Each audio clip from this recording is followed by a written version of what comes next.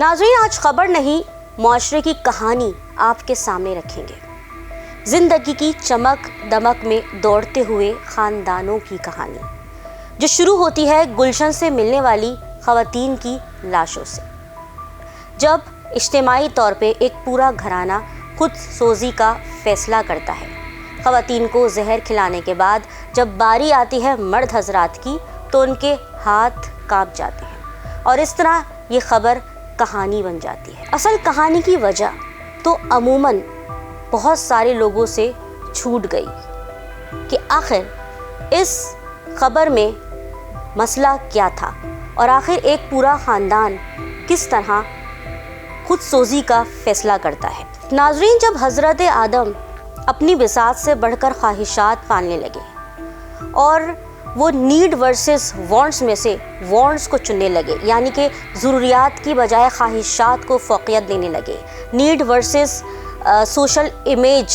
پہ وہ غور کرنے لگے اور اس طرح وہ سوشل کمپیریزن کے جو کانفلکٹ ہے اس کا شکار ہو جائے، یا پھر وہ یہ سوچے کہ وہ امبانی یا میاں منشا جیسے لائف اسٹائل کو اپنا لے، تو وہ آہستہ آہستہ قرضوں کی دلدل میں ڈوبتا چلا جاتا ہے. اور یہی اس گلشن سے ملنے والی لاشوں کے ساتھ ہوا، جو کہ سوشل کانفلکٹ کا شکار تھے اور ایک چھوٹے سے گھر سے باہر نکل کے ایک بڑی جگہ پر عالیشان زندگی گزارنے کی خواہش رکھتے تھے. بڑی بڑی گاڑیاں، بہترین گھر، ایک بہترین لائف اسٹائل ان کی خواہش تھا، اور اس طرح یہ بہت سارے قرضے کی دلدل میں ڈوب گئے، یہ سوچے سمجھے بغیر کہ یہ جو آرٹیفیشل لائف اسٹائل اپنا رہے ہیں آخر اس کا انجام کہیں ان کی موت تو نہیں ہوگا. ملک کے معروف سائیکیٹرسٹ ڈاکٹر وجاہت قاضی سے جب ہم نے اس معاملے کی تہہ پر جا کر بات کی تو ان کا ہمیں یہی بتانا تھا کہ جو ان کا ہسپتال ہے ولنگ ویز، اس میں آئے روز ایسے کیسز آتے ہیں جو کہ لوور مڈل کلاس اور حتیٰ کہ اپر کلاس سے بھی تعلق رکھتے ہیں، اور وہ سوشل میڈیا کی ریلز دیکھ کر اور ایک آرٹیفیشل فیک لائف اسٹائل دیکھ کے اسے اپنانے کی خواہش میں یا تو قرضوں کی دلدل میں ڈوب جاتے ہیں یا معاشرے کو فیس کرنا چھوڑ دیتے ہیں، گویا وہ سوشل کانفلکٹ کا شکار ہو جاتے ہیں. اور سوشل کانفلکٹ کا شکار ہونا ایک نفسیاتی بیماری ہے. جو گزشتہ 10 سالوں میں یہ چیز کو پورٹری کیا گیا ہے کہ انسان کو امیر ہونا چاہیے، انسان کو لیوش لائف گزارنی چاہیے اور اس کے بعد ہر چیز ہونی چاہیے، اور پھر چیز ہو تو صحیح اور پھر اس کو آپ سوشل میڈیا پہ دکھائیں بھی. تو یہ جو ایک بھیڑ چال چل چکی ہے، اس کی وجہ سے ہم نے اپنے حاصل کرنا چیزوں کو چھوڑ کے دوسرے سائڈ پہ چلے گئے. مثال کے طور پہ پہلے ہم بزنس کرتے تھے، تعلیم حاصل کرتے تھے اور ایجوکیشن کے بعد یا کوئی ہنر حاصل کر کے پیسہ کماتے تھے، پھر ہم ان چیزوں کی طرف جاتے تھے. آج انسٹاگرام یا فیس بک یا دنیا کی جو سوشل لائف ہے ان کو دیکھ کے ہمیں لگتا ہے کہ شاید یہ آنکھیں کھولیں گے اور ہمارے پاس آ جائے گا، اور اس میں ہماری جدوجہد کا ایلیمنٹ ختم ہو گیا ہے، شارٹ کٹ کی طرف چلے گئے. دکھاوا جب آتا ہے، جب آپ کا عمل پیچھے رہتا ہے اور آپ کی خواہش بہت بڑی ہوتی ہے، اور اس میں آپ کہتے ہیں کہ چلو کم سے کم میں کر نہیں پا رہا لیکن میں دکھا تو سکوں.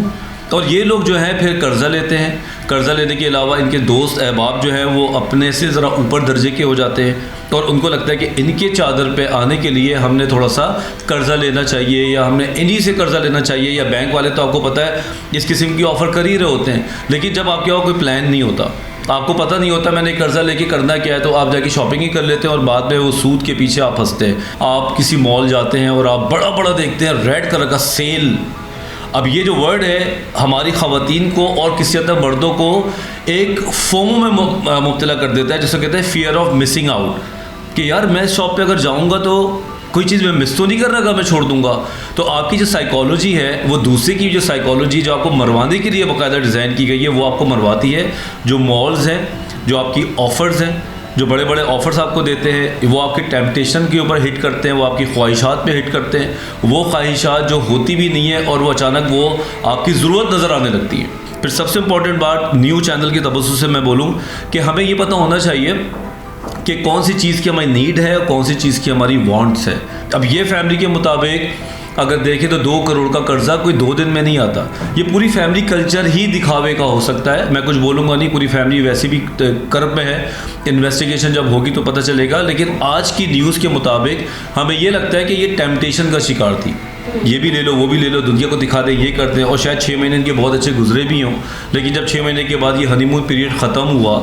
جب قرضہ لینے والوں کے بینکس کے لیٹرز آئے سود کے ساتھ, تو یہ بہت بڑی خودکشی ہے. بہت بڑا یہ مسئلہ ہے ہمارے معاشرے کے لیے کہ آپ خود ہی منی سوسائڈ کر رہے ہوتے ہیں. ہمارے ایشین پاکستانی کلچر میں بہت جڑا ہوا ہے کہ ہماری بیٹیوں کی شادی اچھی ہو جائے یا ہماری بیٹوں کی شادی اچھی ہو جائے. اس کے لیے ہماری ایک یہ جستجو ہوتی ہے کہ ہم اچھے علاقوں میں چلے جائیں. ابھی لڑکی ڈاکٹر بن رہی ہے, اس پہ انویسٹمنٹ کر رہے ہیں, تو انہوں نے یہ ضرور سوچا ہوگا کہ کہیں نہ کہیں اچھے علاقے میں رہیں گے تو ہمارے بچوں کے رشتے اچھے آئیں گے. تو یہ ہمارے معاشرے کے اوپر ایک بہت بڑا شرم کا مقام ہے کہ اگر ہم آج یہ سوچتے ہیں کہ گھر بدلنے سے ہمارا سٹینڈرڈ بدل جائے گا اور ہمارے رشتے اچھے آ جائیں گے, تو کیا پڑھائی چھوڑ دیں, ہم